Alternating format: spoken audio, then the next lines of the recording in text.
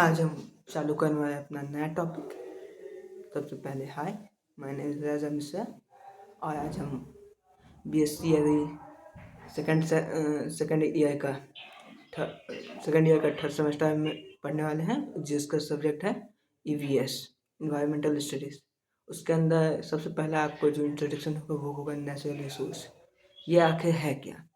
तो इसका पहले डिफिनेशन हम इस तरह से दे सकते हैं कि नेचुरल रिसोर्स है क्या? जो भी हमारे जगत में जो भी सामान जो भी फ्रीली अवेलेबल है अर्थ के ऊपर, उसी को हम डायरेक्ट कर सकते हैं कि नेचुरल रिसोर्स है। और इसका एक प्रॉपर डेफिनेशन है, the resource is which are freely available in nature are known as natural resource. जो भी हमारे नेचर में फ्रीली अवेलेबल होता है उसको हम कहते हैं नेचुरल रिसोर्स। ये जन सब बोलते हैं कि नेचुरल रिसोर्स, यहीं पटक जाते हैं। इसके आगे का कोई आपको बता नहीं पाता, लेकिन इसके आगे का भी कुछ पॉइंट होता है जो कि हमको एग्जाम पर्सपेक्टिव से पढ़ना बहुत जरूरी होता है। एग्जाम में आपको ये नहीं आएगा कि नेचुरल रिसोर्स क्या है, लेकिन आपको ये आएगा कि नेचुरल रिसोर्स टॉपिक दिया जाएगा, लेकिन आपको इससे आगे बढ़ के लिखना होगा। डिफिनेशन तो हम लिख देंगे, इसके बाद इसका लिखेंगे 2 पॉइंट कि नेचुरल रिसोर्स जो होता है 2 तरह का होता है, रिन्यूएबल और नॉन रिन्यूएबल। यानी एक ऐसा नेचुरल रिसोर्स होता है जो खत्म हो सकता है, खत्म हो जाएगा। एक ऐसा होता है जो खत्म हो जाएगा लेकिन वो वापस से बन जाएगा। एक कंटिन्यू साइकिल में चलते रहेगा। तो हम नेचुरल रिसोर्स को 2 भागों में बांट देंगे। पहला होगा रिन्यूएबल यानी इनएग्जॉस्टिबल, जो कि कभी खत्म नहीं होगा, और दूसरा होता है नॉन रिन्यूएबल एग्जॉस्टेबल, जो मतलब कि खत्म हो जाएगा।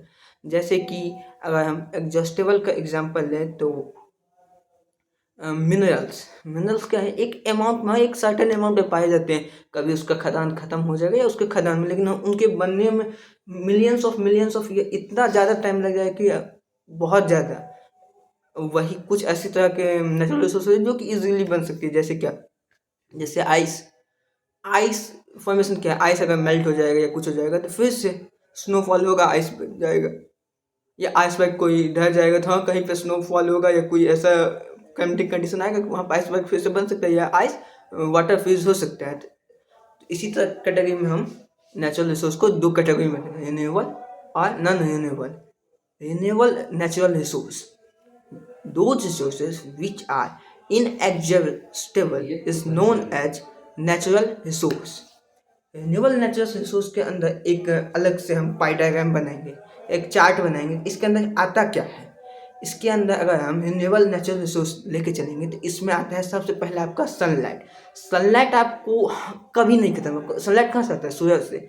सूरज में क्या होता है, न्यूक्लिक बहुत रिडक्शन होता है, यानी 2 हीलियम बनता है, एनर्जी रिलीज करता है, फिर ये साइकिल कंटिन्यू कर, न्यूक्लियस फ्यूजन होता है, वहाँ पर न्यूक्लियस फ्यूजन रिएक्शन होता है, जिसके कारण सनलाइट बनता है।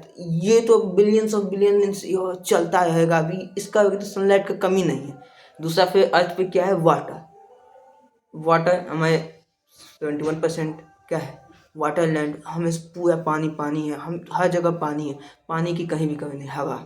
हवा देखिए, वातावरण में हवा की कहीं भी कमी है या हवा कभी भी खत्म हो सकता है।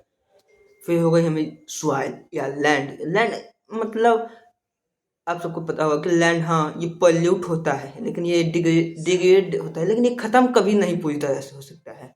जो हम बोल देंगे ख़त्म हो जाएगा।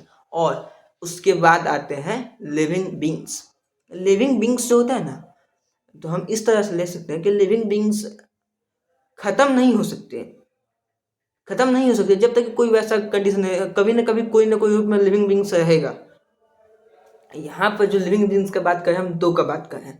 एक का है मोटाइल, एक का है नॉन मोटाइल। मोटाइल वो जो चल सकता है, जिसमें आ जाते हैं हमारे animals, mammals, reptiles, humans, Homo sapiens, जो भी आप रख लें एनिमल्स। और प्लांट स्पीसीज आ जाएंगे। दूसरा हो जाएगा अपना प्लांट स्पीसीज।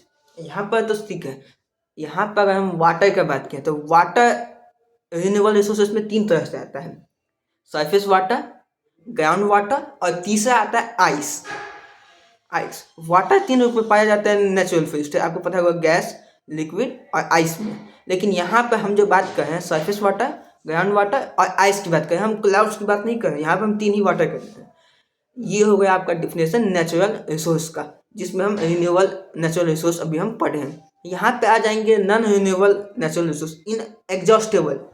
यहाँ पे नॉन यूनिबल नेचुरल रिसोर्स जो एग्जॉस्ट हो, कंफ्यूज नहीं करना है कि इन एग्जॉस्टेबल और एग्जॉस्टेबल, यहाँ पे हमको ये याद रखना है ये ख़त्म हो सकता है, यानी ये कभी कितने मतलब सर्टेन टाइम तक ये रहेगा, लेकिन उसके बाद ख़त्म हो जाएगा, एक दिन इसकी अबंडेंस हो जाएगी, यहाँ पृथ्वी पर कमी होगी। इसमें पहला है आपका मिनरल्स।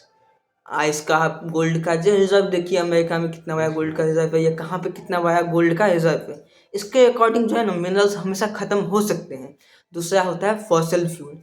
फॉसिल फ्यूल में आ जाते हैं आपको mainly coal, petrol, diesel, kerosene, natural gas. अभी जो हमारी करंट सिचुएशन है यहाँ पे, करंट सिचुएशन क्या है कि हम डीजल, केरोसिन, पेट्रोल या कोल ही पर, ये जो आपका इंडस्ट्रियलाइजेशन हुआ है कुछ भी वो इन्हीं सब को होता है। ये सब क्या है नॉन रिन्यूएबल, ये ख़त्म हो सकते हैं।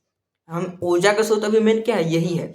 और तीसरा है other types of natural exhaustible, जो कि हाँ ये ख़त्म हो सकते हैं, ये हमेशा कायम नहीं है।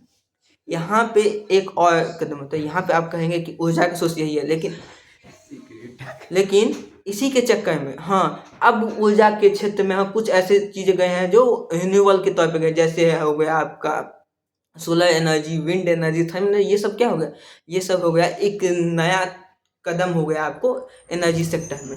इसके अलावा नेचुरल रिसोर्स तो होता है, लेकिन natural resource, renewable natural resource ये होता क्या है? रिन्यूएबल नेचुरल रिसोर्स वो होता है जो इनएग्जॉस्टेबल होता है।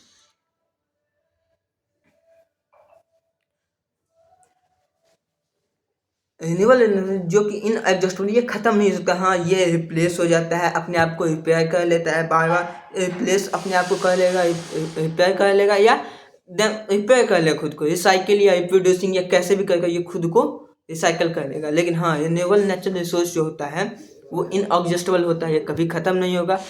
ये अपने आप को रिपेयर करेगा, रिप्लेनिश कर लेगा, इसके बाद रिसाइकिल कर लेगा, रिप्रोड्यूसिंग या रिप्लेस कर लेगा कुछ चीज़ से, ये कभी नहीं खत्म होगा। अब वहीं इसका कंपेयर करें हम नॉन रिन्यूएबल नेचुरल रिसोर्स, ये कहते हैं एग्जॉस्टेबल हो सकता है, ये लिमिटेड स्टॉक में हमारे नेचर में पाया जाता है। यहाँ इसको रीजनरेट कर होने के लिए बिलियंस ऑफ ईयर्स चाहिए, बिलियंस ऑफ ईयर्स चाहिए, बहुत से ज़्यादा प्रोसेस है। ये हो गया हमारा नेचुरल रिसोर्स। Thank you.